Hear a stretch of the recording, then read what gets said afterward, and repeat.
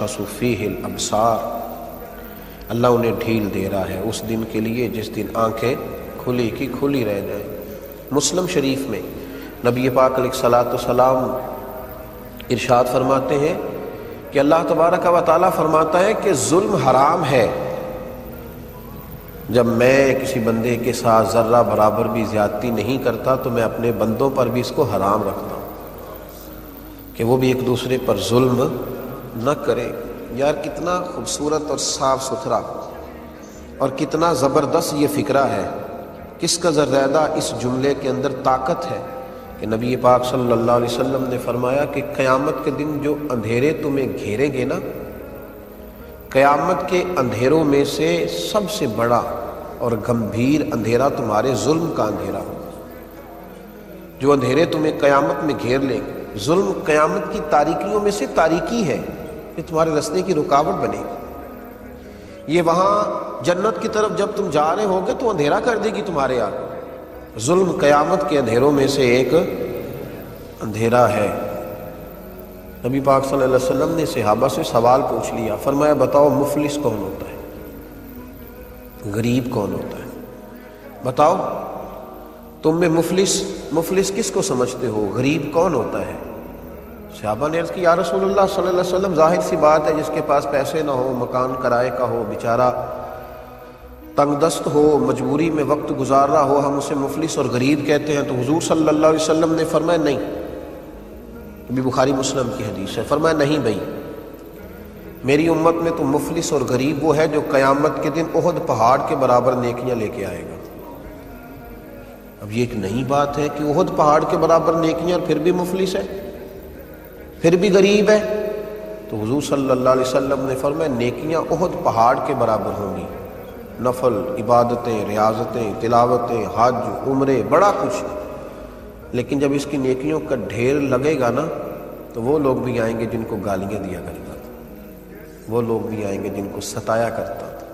اس کے وہ ملازم بھی آئیں گے جن کو جھڑک دیتا تھا، اس کے وہ غریب رشتہ دار بھی آئیں گے جن کو رسوا کرتا تھا، اور اس کے محلے کے وہ کمزور لوگ بھی آئیں گے جو صرف اپنی کمزوری کے سبب بول نہیں پاتے تھے، دل ٹوٹتے تھے، بستر میں رضائی میں منہ دے کے روتے تھے لیکن بیچارے بول نہیں پاتے تھے، وہ سارے آئیں گے اور اللہ کے حضور عرض کریں گے مالک اس پرہیزگار سے، اس تقوی والے سے، اس نمازی سے، حاجی سے پوچھ ہمارے ساتھ کتنے ظلم کیے۔ نبی پاک علیہ السلام نے فرمایا پھر اس کی نیکیاں بٹنی شروع ہوں گی،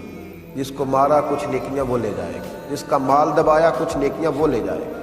جس کو کمزور ہونے کی وجہ سے ستایا کچھ نیکیاں وہ لے جائے گا۔ جب نیکیاں بٹ جائیں گی، ابھی بھی کچھ لوگ ہوں گے جن پر ظلم کیا تھا، ابھی بھی لوگ ہیں، نیکیاں ختم ہو گئیں، پھر ان لوگوں کے گناہ اس پر ڈالے جائیں گے۔ اللہ کے محبوب فرماتے ہیں کہ اس ظلم نے اسے کنگال کر دیا، اس کے پہاڑ جتنی نیکیاں تھیں پر ظلم نے مفلس کر دیا، غریب کر دیا۔ اس کے لب و لہجے کی زیادتی نے، اس کے لفظوں کے تیچھے پن، اس کی نگاہوں کی ترش روی نے تکلیف دی، لوگوں کو اذیت دی۔ اس لیے میرے نبی پاک علیہ الصلوۃ والسلام سے عرض کیا گیا تھا یا رسول اللہ صلی اللہ علیہ وسلم ایک خاتون بڑا ہی صدقہ کرتی ہے لیکن اپنی زبان سے لوگوں کو تکلیف دیتی ہے۔ حضور نے فرمایا جہنم میں جائے گی۔ عرض کی یا رسول اللہ صلی اللہ علیہ وسلم ایک عورت پنیر کے خشک ٹکڑے صدقہ کرتی ہے لیکن ہے میٹھی، بیٹا کہہ کے بلاتی ہے، وہ بوڑھی اماں بیٹا کہہ کے بلاتی ہے، وہ کسی سے شفقت کرتی ہے، اس کا انداز بڑا نرم ہے، اگرچہ غریب ہے، پنیر کے خشک ٹکڑے صدقہ کرتی۔ میرے محبوب مسکرائے اور مسکرا کے فرمایا رب کریم اپنے فضل سے اسے جنت عطا کرے گا، وہ جنت میں جائے گی، وہ خاتون اللہ اسے جنت دے گا، اس لیے کہ وہ اللہ کے بندوں کو تکلیف نہیں دیتی، وہ اذیت نہیں پہنچاتی۔ کبھی بھی ایسے رویے نہ اختیار کریں، کبھی بھی اس طرح کا لب و لہجہ نہ بنائیں، کبھی بھی اس طرح کا مزاج نہ بنائیں کہ جس سے لوگوں کو تکلیف پہنچے۔ ہمارا تھوڑا سا ظلم، تھوڑا سا جبر، تھوڑی سی زیادتی یہ بہت بڑی تکلیف کا سبب بنتی ہے۔ اور پھر نبی پاک صلی اللہ علیہ وسلم نے فرمایا اپنے بھائی کی مدد کرو، چاہے وہ ظالم ہو یا مظلوم ہو۔ ایک پہلو یہ بھی ہے سلوان، اپنے بھائی کی مدد کرو چاہے وہ ظالم ہو یا مظلوم ہو۔ تو صحابہ نے عرض کی یا رسول اللہ صلی اللہ علیہ وسلم مظلوم کی مدد تو سمجھ میں آتی ہے کہ ظالم کی مدد کیسے کریں؟ مظلوم کی مدد کرنا تو سمجھ میں آیا، ظالم کی مدد کیسے کرے؟ نبی پاک علیہ السلام نے فرمایا اسے ظلم کرنے سے روک دو، یہ تمہاری طرف سے اس کی مدد ہو جائے گی، اسے روک دو ورنہ بڑا الجھ جائے گا قیامت کے دن، بڑی تکلیف میں آ جائے گا، اسے روک دو، اس کا ہاتھ تھام لو اگر تم اسے بھائی جانتے ہو تو، جاؤ جا کر کے منع کرو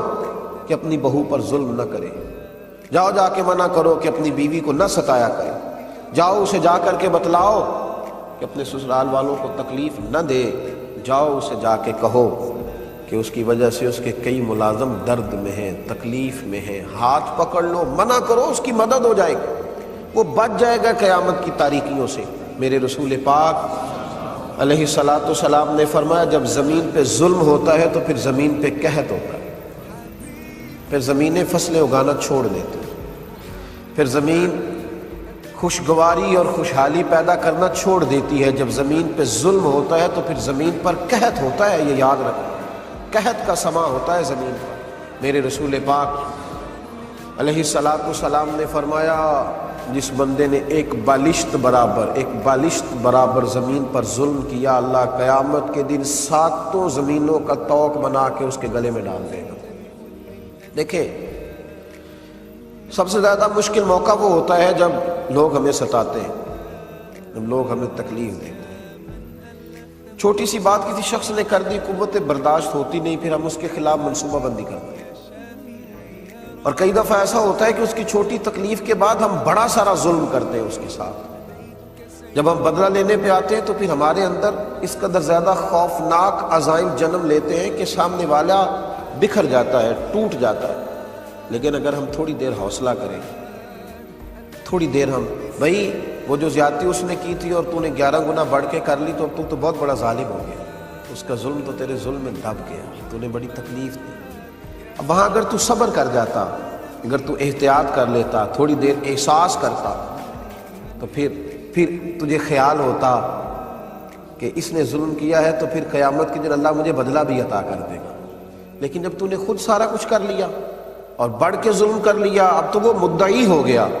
اور تو ہے اس کا ملزم بھی اور مجرم بھی۔ اس لیے میرے بھائی تھوڑا احتیاط اگر کر لیا جائے، اور پھر یہ بھی یاد رکھیں ممکن ہے کہ آج اس کے ساتھ زیادتی ہو رہی ہے وہ کمزور ہو، لیکن قیامت کے دن وہ طاقتور ہو جائے گا۔ ممکن ہے آج وہ غریب ہو، لیکن قیامت کے دن رب کریم اسے مالا مال کر دے گا، اللہ اسے قیامت کے دن طاقتور کر دے، پھر تم نے بدلہ دینا ہے۔ میرے نبی کریم صلی اللہ تعالیٰ علیہ وآلہ وسلم نے ارشاد فرمایا کہ اگر میرے مومن نے کسی ذمی کافر پر بھی ظلم کیا، مسلمانوں کی حکومت میں مسلمانوں کو ٹیکس دے کر جزیہ دے کے رہتا تھا کافر، حکومت چونکہ مسلمانوں کی تھی اور مسلمانوں نے اس ذمی کافر پر ظلم کیا، نبی پاک صلی اللہ علیہ وسلم فرماتے ہیں میں قیامت کے دن اس ذمی کے ساتھ کھڑا ہو کے